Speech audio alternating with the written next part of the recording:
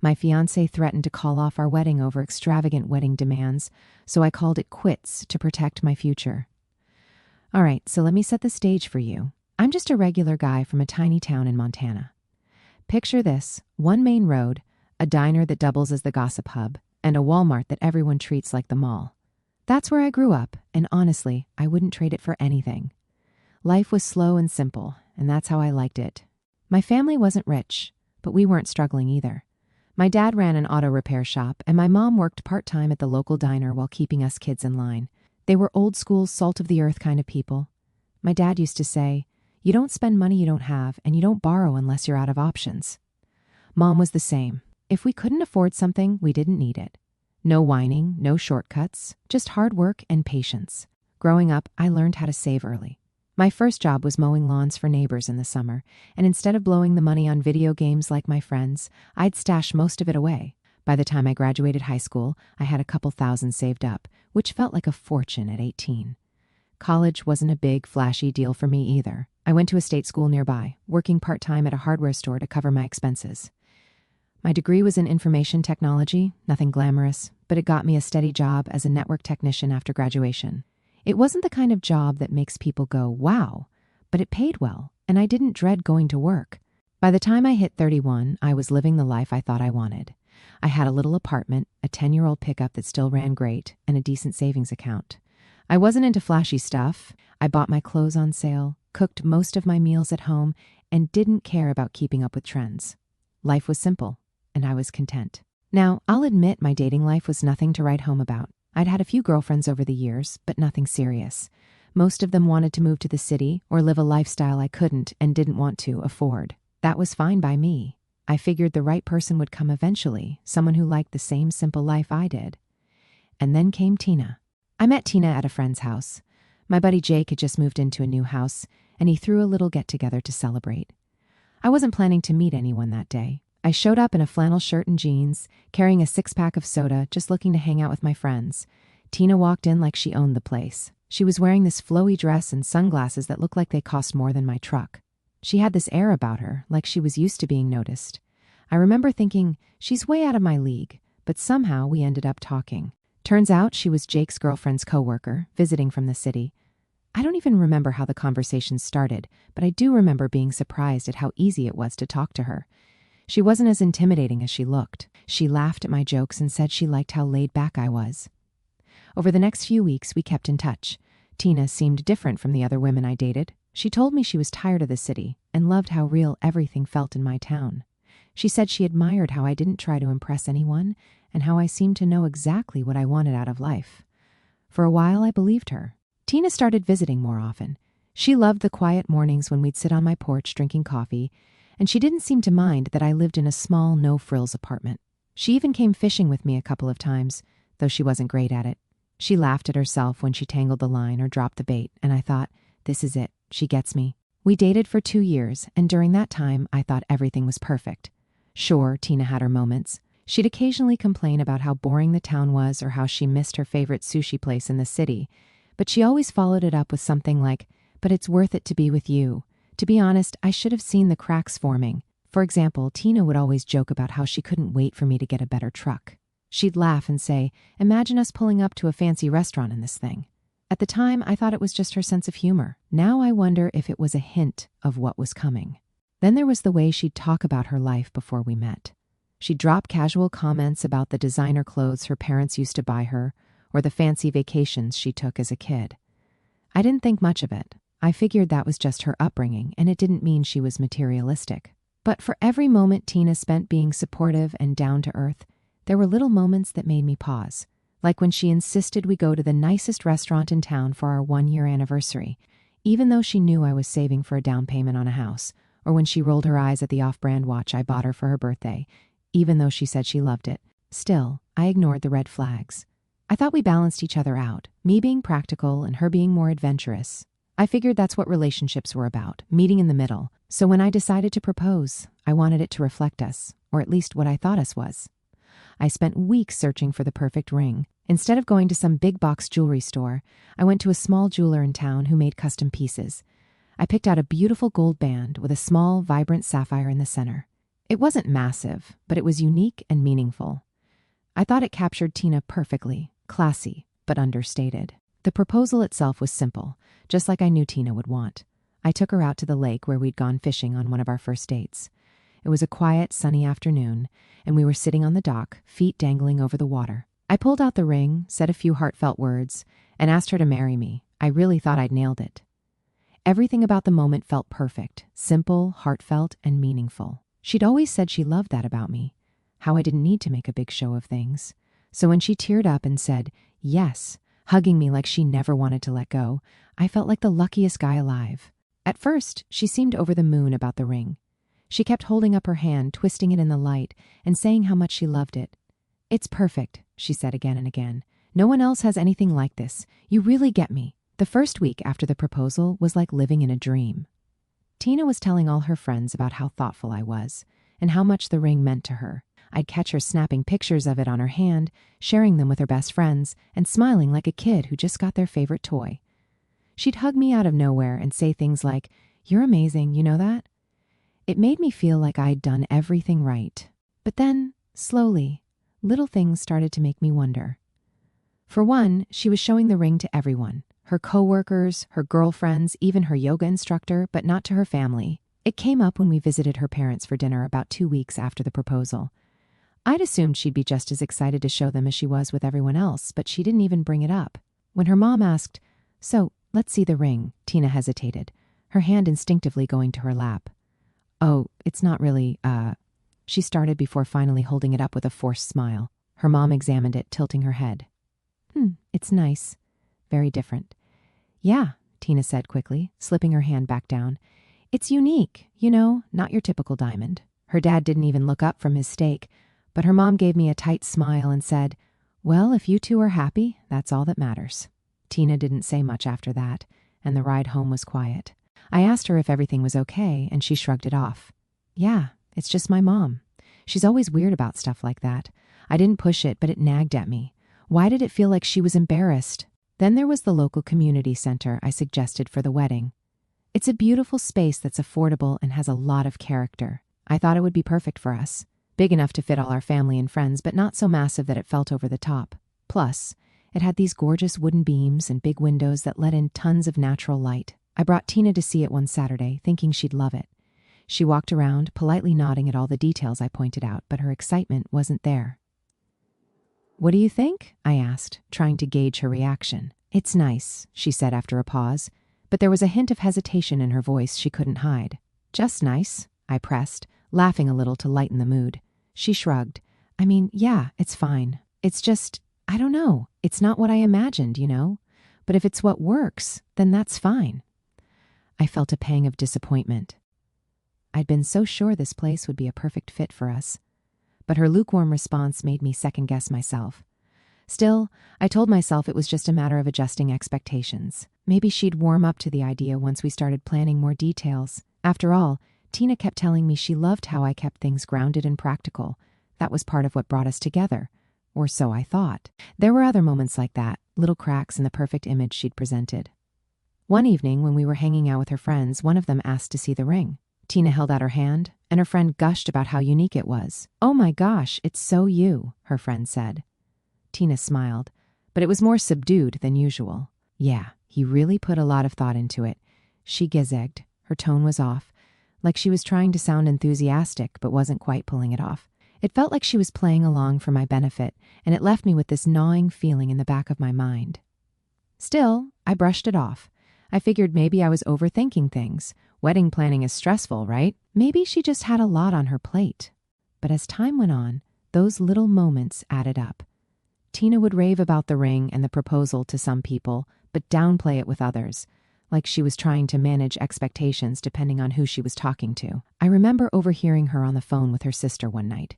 I wasn't eavesdropping, but I couldn't help catching snippets of the conversation. "Yeah, it's different," she said, her voice low. "Not what I expected. But no, I mean, it's fine. He really tried, and that's what matters, right?" That stung. I'd thought she genuinely loved the ring and everything it represented. But hearing her talk about it like that made me wonder if she was just putting on a show for me. At the time, I didn't know what to make of it. I wanted to believe she was just dealing with pressure from her family or friends, but part of me couldn't shake the feeling that Tina wasn't being entirely honest about how she felt. The thing is, she never outright complained. She didn't demand a different ring or insist we book some extravagant venue, but there was a subtle, unspoken disappointment that I couldn't ignore. It was in the way she hesitated when someone asked about the ring, the way she looked around the community center like she was forcing herself to see potential, the way she always seemed to deflect when I asked her what she wanted. At the time, I chalked it up to nerves or stress.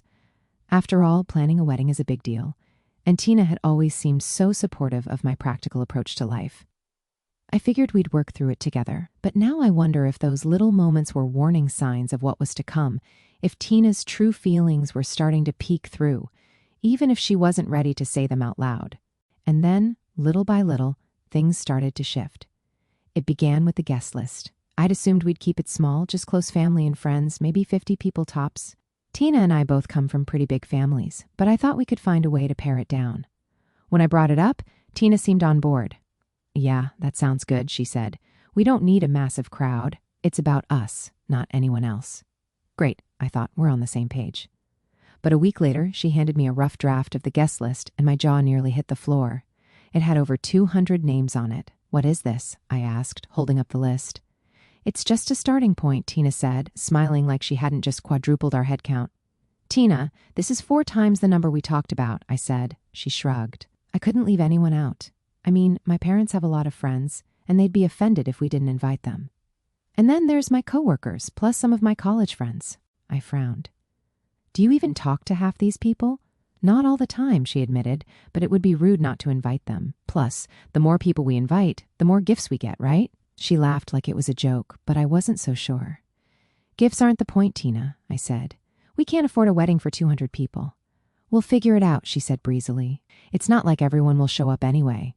I let it go for the moment, thinking we'd revisit the list and trim it down later, but deep down, I started to feel like I was losing control of the wedding plans. Then there was the venue. After the lukewarm reaction to the community center, Tina began showing me pictures of other places, ones that looked like they belonged in a movie, not a small-town wedding. One was a vineyard with sprawling gardens and chandeliers in the ballroom. Another was a fancy hotel downtown with a rooftop terrace and city views. "These are just ideas," Tina said, scrolling through the pictures on her phone. "They're beautiful," I admitted, "but they're way out of our budget." She sighed. "I know, but don't you think it would be amazing to get married somewhere like this? It's our wedding, it should feel special." "It will feel special," I said. "It's not about the venue, it's about us." Tina gave me a tight smile. "I know. I just want it to be memorable, that's all." I could tell she wasn't happy, but she didn't push it further that night. Still, the seed had been planted. As the weeks went on, her expectations kept creeping up. First, it was the guest list and the venue, then it was the food. "What about a buffet?"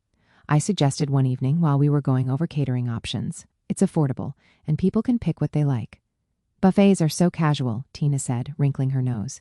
"Don't you think a plated dinner would be nicer?" "Sure, if we could afford it," I said. "But a sit-down dinner for 200 people would cost a fortune." "We don't have to go overboard," she said. "Just a couple of courses, maybe steak or salmon." "Tina, do you know how much that would cost?" "We'll figure it out," she said again, her favorite phrase lately.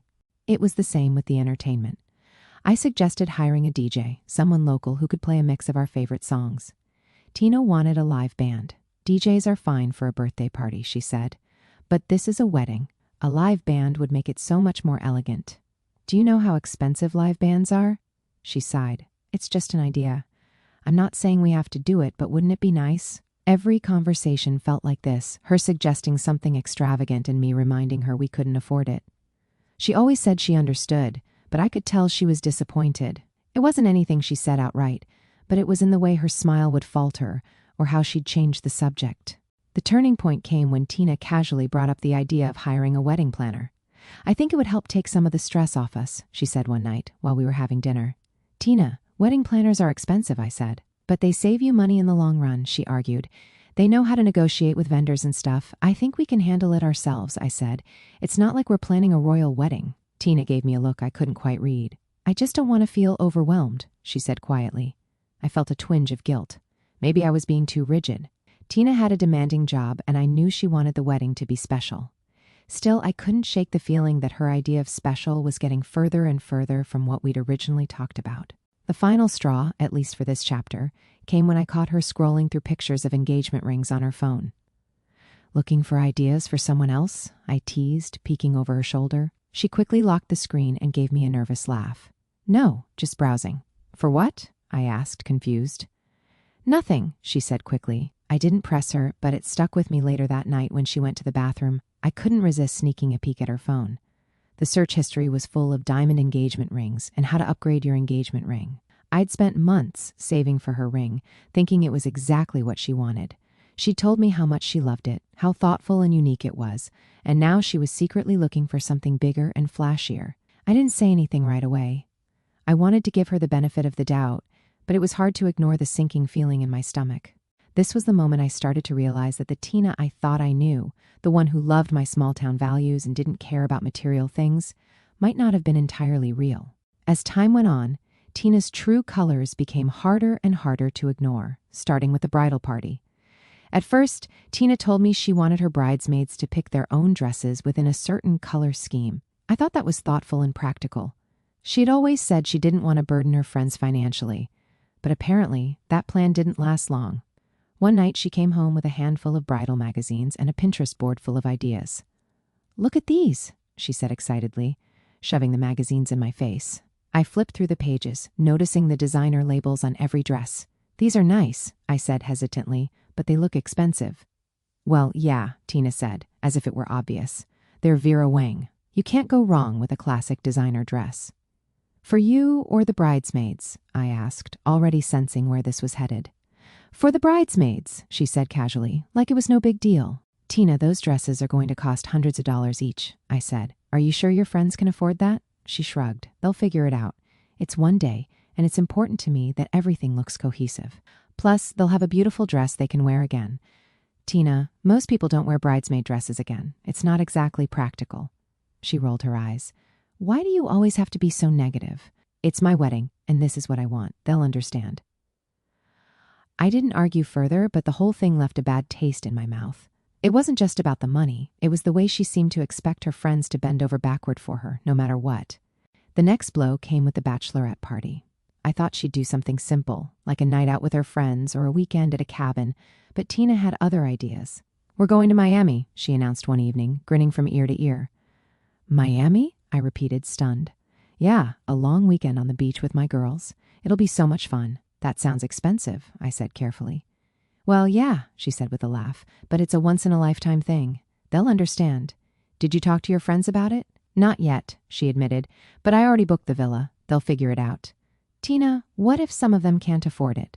"Then they're not real friends," she said flatly. "If they cared about me, they'd make it work." I couldn't believe what I was hearing. This wasn't the Tina I thought I knew, the one who said she loved my simple, practical approach to life. It was like she'd transformed into a completely different person, someone who cared more about appearances and extravagance than the people around her. But the worst was yet to come. One evening, Tina sat me down and told me she'd been talking to her parents about the wedding budget. I braced myself, knowing this conversation wasn't going to go well. "So," she began, "my parents think we should really consider taking out a loan to make sure we have the wedding we deserve." I blinked, trying to process what she just said. "A loan? For the wedding?" "Yeah," she said, like it was the most reasonable thing in the world. "It's not like we can't pay it off later. It's just to make sure everything is perfect. Tina, we've talked about this. I don't want to start our marriage in debt." "It's not that big of a deal," she said, waving me off. "Everyone does it." "No, they don't," I said firmly, "and even if they did, I'm not doing it. I've worked hard to stay out of debt, and I'm not about to ruin that for one day." Tina's expression hardened. "You're being so selfish," she snapped. "This is supposed to be the happiest day of our lives, and you're acting like it's a chore." "I'm not being selfish," I said, trying to stay calm. "I'm being practical. We don't need to spend a fortune to have a beautiful wedding." She crossed her arms and glared at me. "Maybe you don't care about having a beautiful wedding, but I do, and if you loved me, you'd understand that." That hit me like a ton of bricks. I couldn't believe she was pulling the "if you loved me" card over something as ridiculous as taking out a loan for a wedding. "Tina, this isn't about love. It's about being responsible. I'm not going into debt for this, and that's final." She didn't say anything, just stood up and stormed out of the room. For the next few days, we barely spoke. Tina was clearly furious with me, but I wasn't backing down. I'd made my stance clear, and I wasn't going to let her guilt me into changing my mind. Then, as if to twist the knife further, she started involving my family. One night at dinner, my sister Becca pulled me aside. "Hey," she said, "I was talking to Tina, and she mentioned you've been, a little stubborn about the wedding plans." "Stubborn?"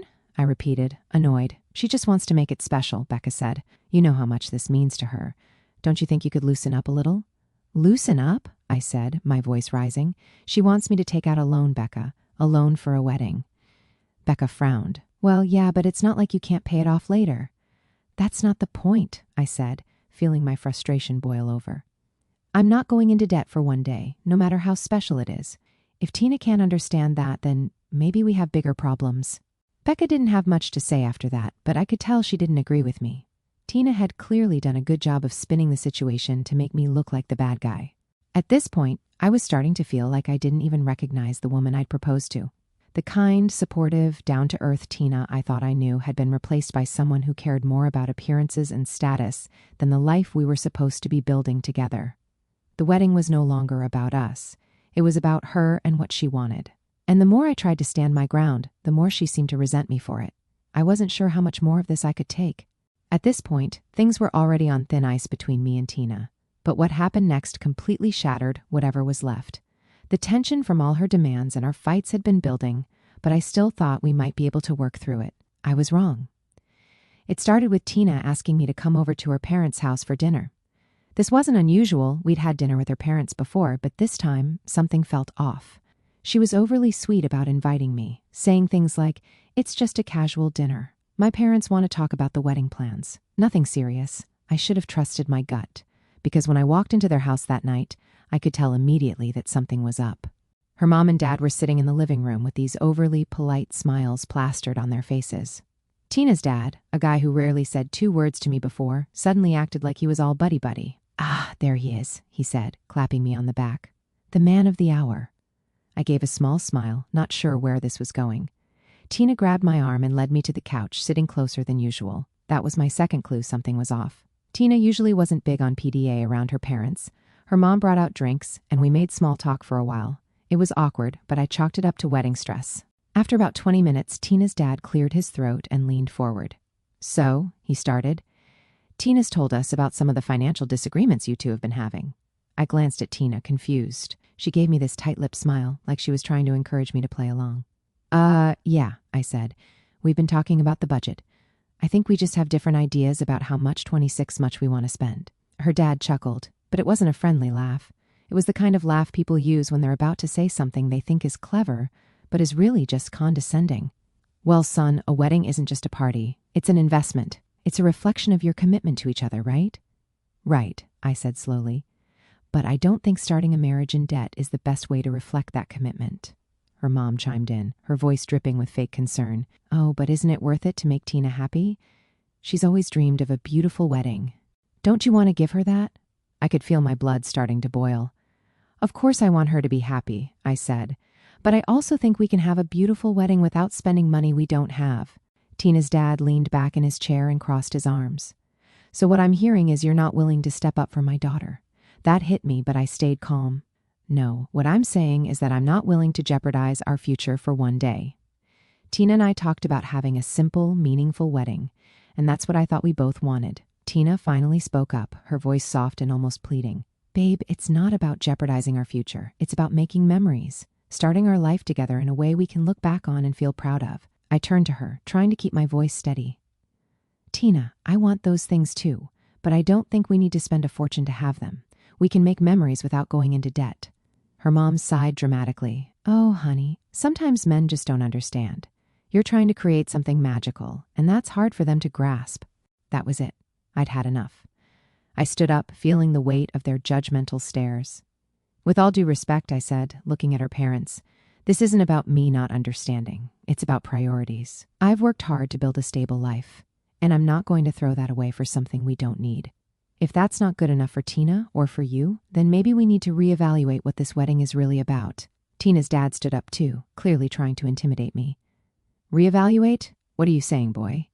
"I'm saying," I replied, my voice firm, "that I'm not going to be bullied into doing something I don't believe in. I love Tina, but I won't sacrifice my principles or my financial stability for anyone." The room went silent, Tina's mom looked like she'd just seen a ghost, and her dad's face turned bright red. Tina, on the other hand, looked absolutely stunned. "You're overreacting," she finally said, her voice shaky. "No, Tina, I'm not," I said, turning to face her. "This has been building for weeks. You've been pushing for things you know I can't afford, and I've tried to compromise, but it's never enough. I can't do this anymore." Her eyes filled with tears, but I didn't back down. "If having your dream wedding is more important than building a life together, then maybe we're not right for each other." "Tina, say something," her mom hissed, but Tina just stared at me, speechless. I grabbed my coat and turned to leave. "I think it's best if we take some time to think about what we really want," I said. "I'll let you know when I'm ready to talk." The next day, I packed up the few things Tina had left at my apartment and texted her to come pick them up. She didn't reply right away, but later that evening, she sent me a long message saying how hurt she was and how she couldn't believe I was giving up on us. I didn't respond. I knew there was no point. This wasn't about giving up. It was about refusing to be manipulated into something I didn't believe in. Standing my ground wasn't easy, but it was the right thing to do. I might have lost Tina, but I kept my dignity and my future, and honestly, that was worth a whole lot more than any wedding. Over the next few weeks, Tina's true nature became even more apparent. Through mutual friends, I learned she was telling people I was cheap and selfish for not agreeing to her wedding plans. Some of her friends reached out to me, asking if it was true that I refused to pay for basic wedding expenses. I set the record straight with anyone who asked, but I didn't go out of my way to defend myself. People who really knew me wouldn't believe her nonsense anyway. What really blew my mind, though, was when I found out Tina was already dating someone new, a guy named Eric who apparently worked as a lawyer and had a reputation for throwing money around. According to one of my buddies, Tina had been bragging about how Eric was willing to give her the life she deserved. And then karma came knocking. About 2 months after our breakup, I ran into one of Tina's bridesmaids, her best friend Lily, at the grocery store. Lily and I had always gotten along, so I wasn't surprised when she stopped to chat. What did surprise me, though, was how quickly she brought up Tina. "Have you heard about her and Eric?" Lily asked, a knowing smirk on her face. "No," I said cautiously. "What about them?" Lily grinned. "Well, let's just say her dream wedding didn't exactly pan out. Apparently, Tina had been pushing Eric just as hard, if not harder, than she'd pushed me. She talked him into booking a massive venue, hiring a high-end wedding planner, and even buying her a new engagement ring. A diamond, of course. But when she started demanding an even bigger budget and throwing fits over minor details, Eric had had enough. He called off the wedding," Lily said, clearly trying not to laugh. "And get this. He didn't just end the engagement. He dumped her entirely."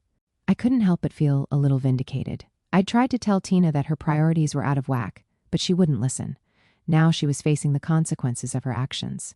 Lily leaned in closer, like she was sharing a juicy secret. "She's been telling everyone he was a jerk and that he led her on, but between you and me, she did this to herself." I thanked Lily for the update and went on with my shopping, feeling lighter than I had in weeks. Over the next few months, I threw myself into improving my life. I eventually bought a cozy little cabin just outside of town.